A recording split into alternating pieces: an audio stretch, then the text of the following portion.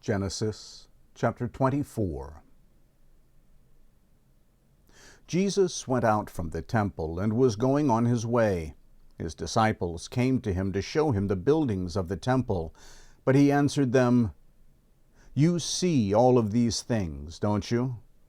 Most certainly I tell you, there will not be left here one stone on another that will not be thrown down." As he sat on the Mount of Olives, the disciples came to him privately, saying, "Tell us, when will these things be? What is the sign of your coming and of the end of the age?" Jesus answered them, "Be careful that no one leads you astray. For many will come in my name, saying, 'I am the Christ,' and will lead many astray. You will hear of wars and rumors of wars. See that you aren't troubled, for all this must happen, but the end is not yet. For nation will rise against nation, and kingdom against kingdom, and there will be famines, plagues, and earthquakes in various places. But all these things are the beginning of birth pains. Then they will deliver you up to oppression and will kill you. You will be hated by all of the nations for my name's sake. Then many will stumble and will deliver up one another and will hate one another. Many false prophets will arise and will lead many astray. Because iniquity will be multiplied, the love of many will grow cold. But he who endures to the end will be saved. This good news of the kingdom will be preached in the whole world for a testimony to all the nations, and then the end will come.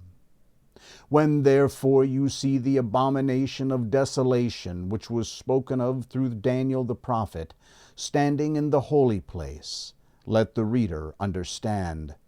Then let those who are in Judea flee to the mountains. Let him who is on the housetop not go down to take out the things that are in his house.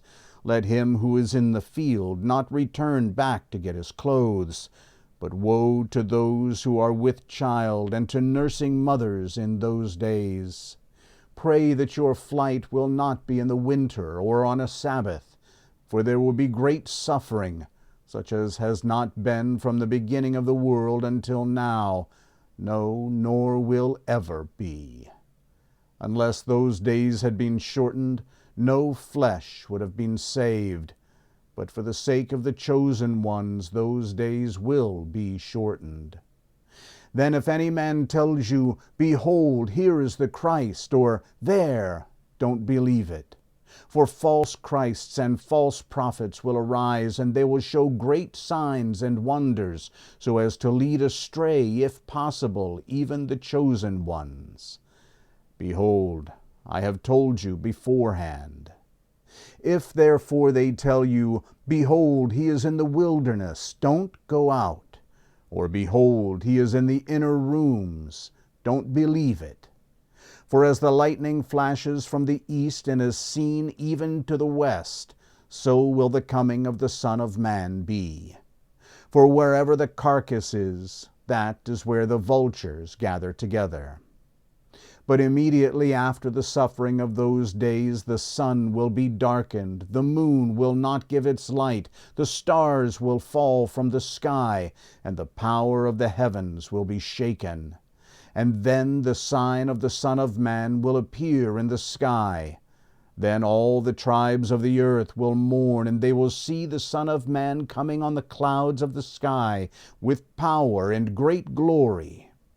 He will send out his angels with a great sound of a trumpet, and they will gather together his chosen ones from the four winds, from one end of the sky to the other.